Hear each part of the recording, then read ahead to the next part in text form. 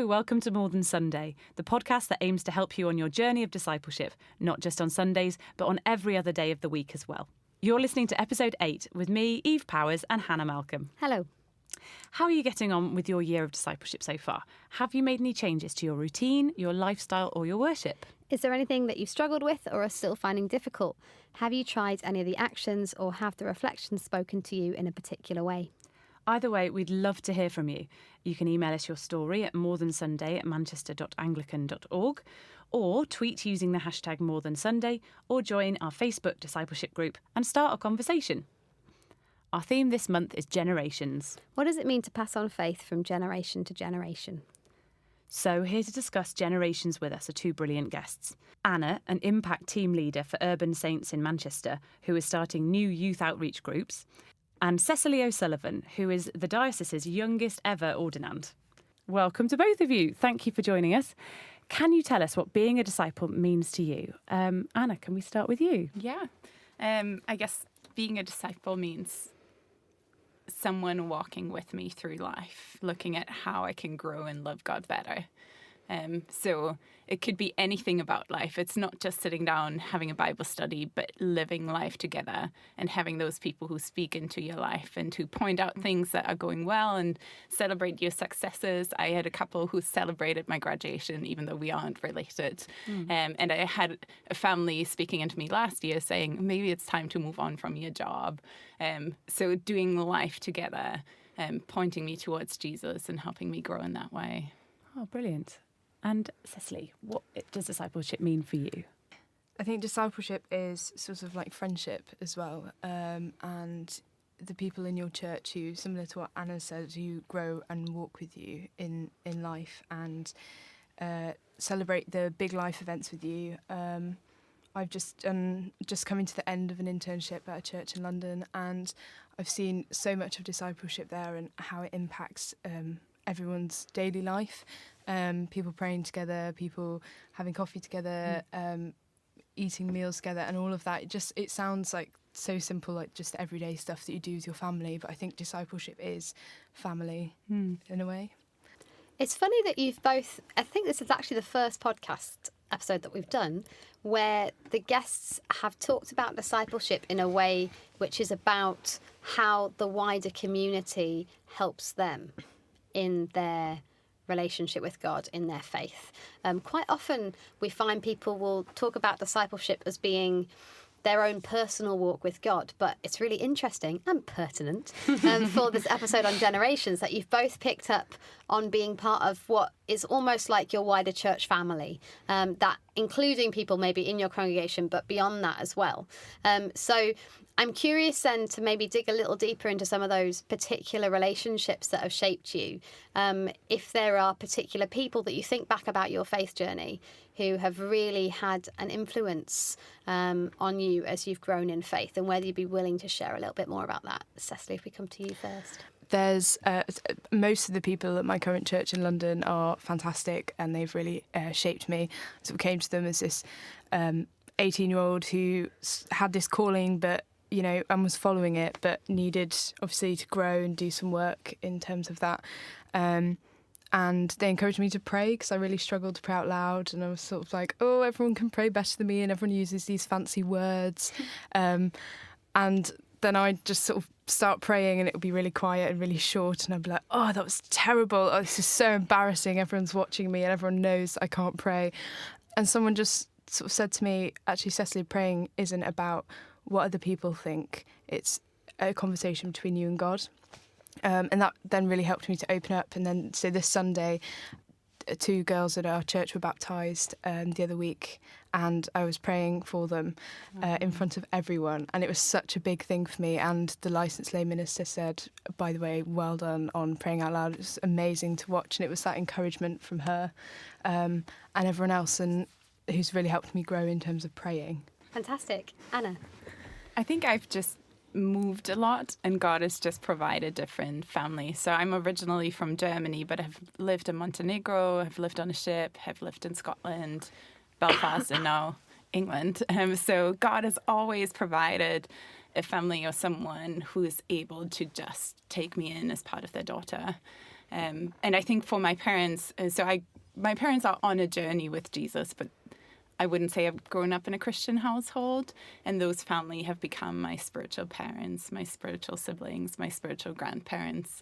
In one of the cities I've lived in, it's been 70-year-old ladies who've made dinner for me and made sure I'm okay and supported me. And so I think just seeing God's faithfulness, no matter where I went in providing people, has been super impactful. So there's more than a handful of people that I could name that have had a massive impact.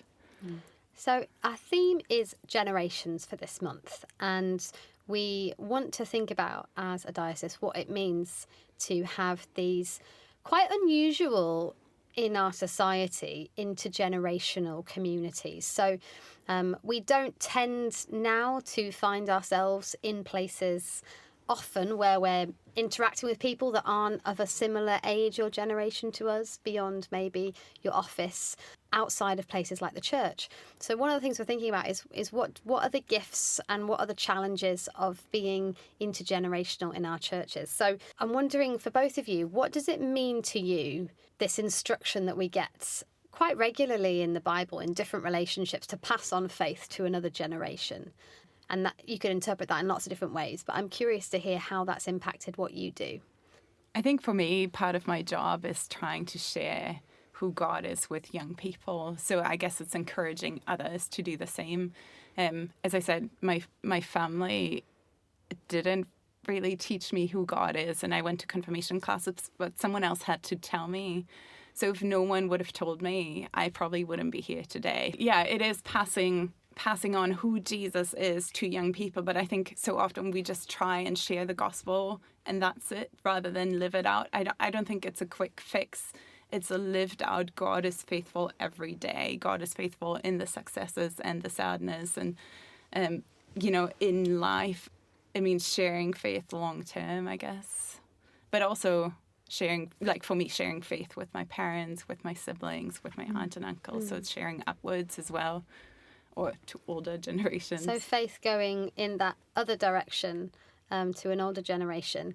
And Cecily, that's going to be one of the things that I was thinking about, you being our youngest ordinand. Yes. At least early in your ministry, that's going to be quite a substantial part of your experience, will be ministering to people who are older than you. Yeah. And I'm curious to hear a little bit about what your thoughts are about that, what do you think the kind of the joys and challenges will be of doing that work?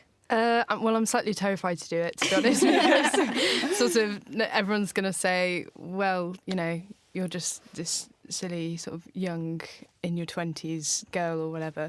But I'm also excited because I think that actually, obviously, children learn a lot from adults because they learn from us. They watch what we do. They listen to the things that we say. They learn the language, everything from us. And I think so when we do Sunday school or whatever groups, youth group, they're learning from us, but actually I think it can go the other way. And I think that's a really important thing that people often forget, because adults make things so complicated, as I've recently found out since the year of being an adult. Everything is so complicated, and sort of I'm around a lot of kids all the time, and they'll be like, oh, what's bothering you? And then they'll just say one thing and I'll go, oh, yeah, it's not that complicated, and everything for them is quite black and white. And obviously sometimes that's not a good thing, but other times it's a really helpful thing. I don't know. One of the things I totally agree. One of the things I've found in my job, because I work with 9 to 18-year-olds in my current work, I'm talking about science and religion. And one of the things I found in my job is that the questions that 9-year-olds ask have made me a much better theologian, much better thinker about God, because their questions are so to the point. And they see the world with imagination and curiosity, which is something that we do our best to hammer out of young people at school. And so they still have that in them, that ability and that awareness and openness to new ideas that has really regularly challenged my own thinking about my faith. Because they don't have the constraints yet on their brain that you learn are the things that keep your thoughts culturally or socially acceptable. They don't get restrained by that. Also, they don't mean it in a malicious way, which is what's so beautiful about it. Genuine questions. Yeah. I mean, sometimes it's malicious. I've met some, Absolutely. I've met some mean 9-year-olds, but I often find that there's a bluntness to the way they want to find things out. And they're very honest about where their curiosity is, or they're very honest about asking you why you do things the way you do. That kind of cuts through a lot of that, insert rude word here, that often we can get distracted by when we're trying to talk about our faith. So I think you're absolutely right. I think it goes the other way. I think, actually I've sort of experienced a bit of this already in my internship. So there's a woman who I go and have dinner with every few weeks I think she's in her early 70s, and I absolutely adore her. I think she's wonderful.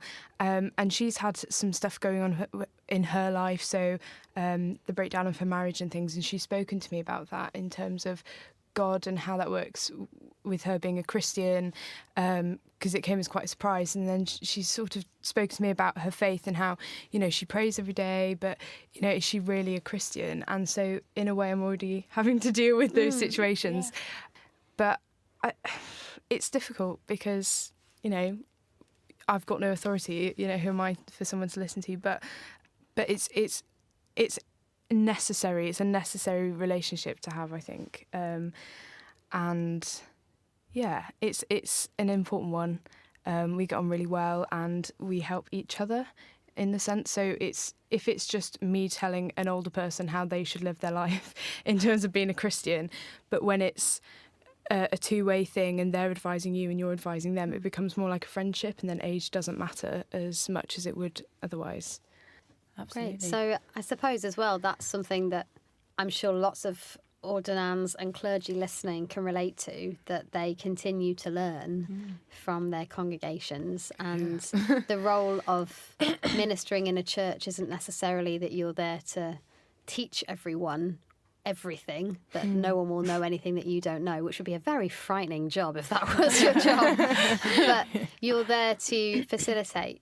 Yeah, and there to come alongside people, which is a little bit of what we've talked about in that vision of discipleship. Maybe that's a slightly more reassuring job description to go into than feeling like you have to have all the answers. And discipleship should always be two ways, I think. Yeah. Once we think we have something to impart, some knowledge or something like that, I think we've missed the point because we're not Jesus. So I think what you're saying is right. Like, they will learn from you as much as you'll learn from them. And that should be every part of our discipleship. What can I learn, as well as what can I share, how God has taught me. And sharing experiences, so experiences you've had with God. And I think as well, telling people how God has touched your life and made a difference, and sharing that with your congregation or whoever will then help their faith grow as well, because they're seeing how it's impacted someone else and saying, oh, maybe I can, and you sort of grow off each other, but off God as well, but in terms of in your relationship with each other. So here's a tricky question then. So if so much of our, and I'd say probably all of us could talk about having these really positive experiences of intergenerational friendships in our churches. So why is it that we struggle so much to have churches that really represent different generations? So why do we increasingly see this split where you have some churches with a much older congregation and some churches with a much younger congregation? And so why do you think that is? What are our challenges there? I wonder if it's what we're taught we should be interested in because of the age that we particularly are. I sing in church choirs, and I am often me in my 30s, and then the next age group up is somebody in their 70s, and I have some absolutely great friends in my choir. And I always have had since being a child. I sang with adults because they were the same voice part as me, and you end up going on choir tour to somewhere to sing, and you have the best time. And I just don't know if it's maybe more of a societal thing than just a church thing. I don't think we're encouraged to be friends with people who are maybe different from us generationally or otherwise, and I do think our churches maybe we're sort of sold different types of church now in quite sort of distinct forms, and we're told this is the type of church that is for you and for your age, and this is the type of church that is for you. And I'm a 32-year-old that goes to a traditional high Anglican church, and I am the only one. I'm the only person my age there, and I find that really sad, because I think there's something for everybody in that church. There are some people that bring their children along for children's church, but they're not really involved in church life as much. I'm the sort of, you can see me a mile off, you know. And I find that really, really sad, because I think there's something for people in our church. I think it has an awful lot to offer, and I can't quite get my head around why the other younger people aren't finding that in our church. However, the church down the road is all younger folk and not particularly many older people. Is it to do with taste? I don't know. What do you guys think? I think it might have something to do with tradition as well. So I went to a high Anglican church for probably about 4 years before coming to my church in London, and they're very different, because my church in London is sort of this low evangelical kind of charismatic church. It's a mixture of things, but it's brilliant. But I loved being at an Anglo-Catholic church, I took a few of my friends along, and they said they loved it. But then luckily that one was quite mixed in ages, but because it was in a studenty area. But I think there is this thing where high church, or middle of the road church, as it were, is very much for proper adults, like, you know, adults. And then sort of the more evangelical low churches that are, you know, have more worshipy, bandy songs with guitars and whatnot, are for the young generation. Right. Whereas I don't think it is like that, but I think that's how it's, you know, perceived in a way. I suppose then it's about the resourcing, isn't it, that those churches have for different age groups, right? So you're more likely to stick at a church regardless of the tradition if it's a church that has ways to support you in that current stage of your life. Yeah. So if most of the churches that offer stuff for students or teenagers are of a particular tradition, then people are just going to go there because that's where they're going to be better supported. So I wonder if it is also about that resourcing. How do you find it, Anna, working as you do with young people, walking with them as they work out what it is they want out of church? Is it that they want guitars? Is it something else that they're looking for? What is your experience of that? Well, I can't speak for every young person, but I do think it's relationships. I don't think it matters what kind of church it is. I think we'll learn to appreciate God in any given context if there's someone with us to appreciate it and explain it. I've grown up in a church that at the beginning, or whenever I started going, was fairly segregated. So they had kids ministry, they had youth ministry, and the adults did something.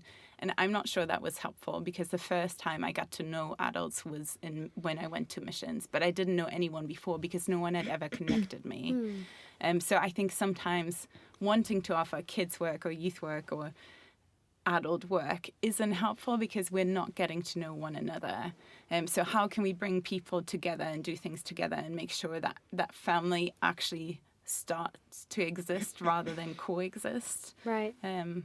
Maybe as well there's something there about the challenge of breaking down the assumption that our intergenerational stuff should just be our biological families as well.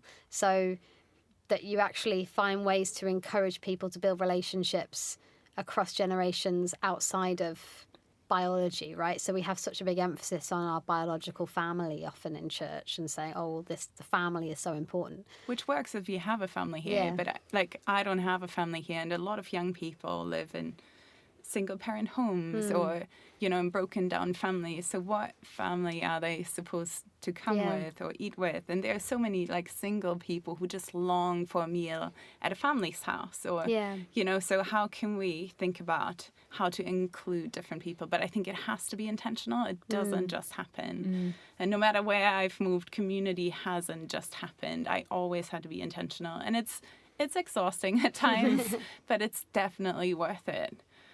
So I guess that's what we are trying to do in my job, trying to encourage people to volunteer with young people, to build those relationships and being intentional about it. And yes, it's a big commitment, but yeah. Isn't everything? Yeah, it will change lives, quite literally. So I think it's something to do with skills as well. I think everybody I've come across, because I work in digital, so my role is, I sort of joke, I'm skilling up vicars to use the internet. I'm sure, Cecily, you won't have a problem with that. But, people sort of go, oh, that's not for me. Whereas actually, the more we can teach each other and share skills and... and I speak as somebody who in their mid-20s learnt to knit from an older lady that taught knitting in my community. And I used to go for knit and natter, again, token young person. But do you know what? I have benefited so much from those relationships, and I can also still knit. And it's really handy because you can knit people presents and you don't have to go out and buy something. It's great.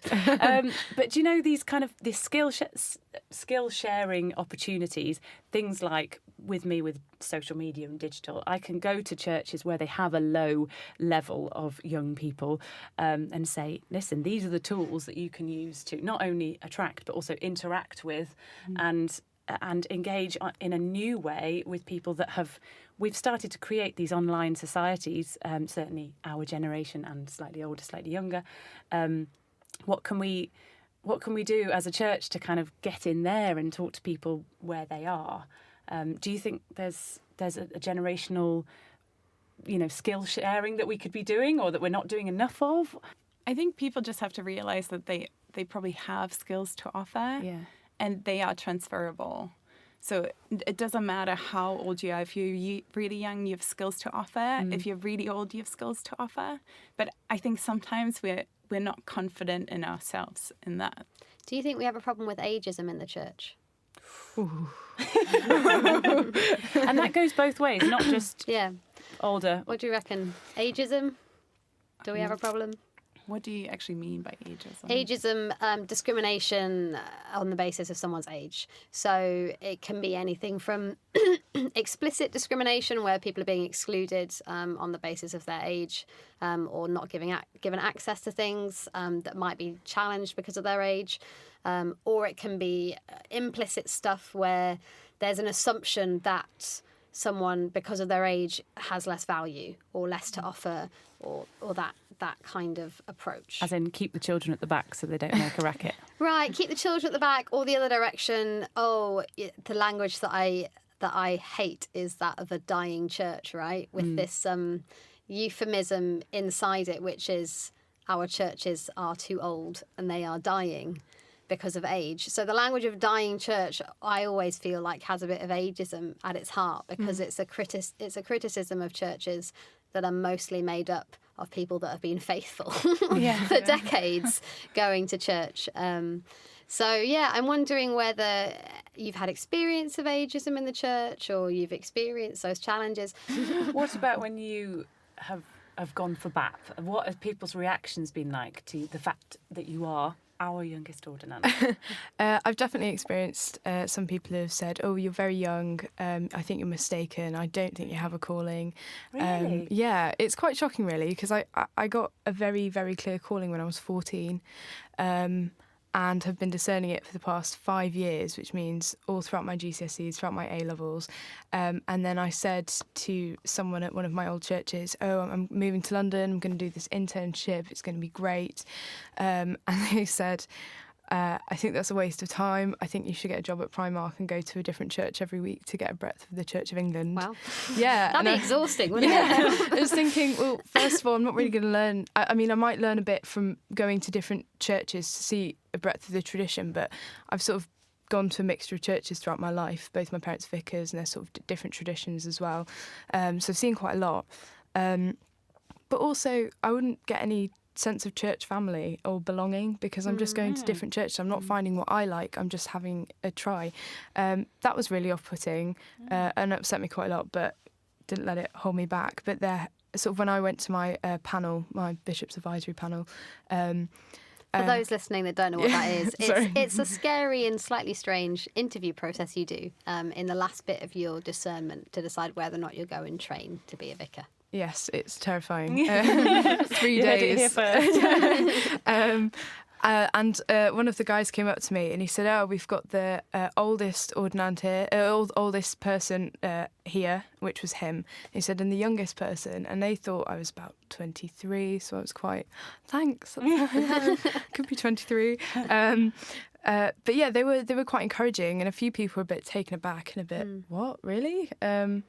And a few people have said to me, why don't you go and get a proper job? I know, which is just... I wonder as well whether that oldest person at BAP, what kinds of comments they've received as well on the other end of the age spectrum of going towards a certain kind of ministry of, oh, aren't you too old for that? I mean, they were all very encouraging of me. I'm not, they were really, really supportive and made sure I was okay after all those absolutely terrifying interviews. I came out and went, "No, it's gone awful." They were like, "No, it's fine." And they sat with me and they prayed for me, and they were really, really fantastic. But I definitely think it does work the other way. Yeah. You're too old, and like you say about dying church, I just think that's so wrong. It's horrible terminology, isn't it? Yeah. And also, well, I don't think it's true. I think you're alive until you're not alive anymore. And, so therefore, for a lot of people, we've talked about this before, Hannah, where you kind of, if you have a very busy life, a lot of people don't necessarily make time for religion and faith and even think about it until they come out the other end of their working life. And actually, the church is a really important part of their life as they move out of employment, and they need something to kind of give them some meaning. And actually a lot of people discover faith much later on, and we are all millennials in this room, so okay, we're an exception to that.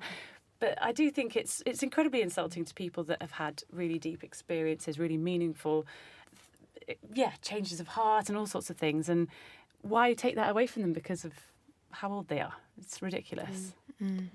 There's also the side of it as well, isn't there, where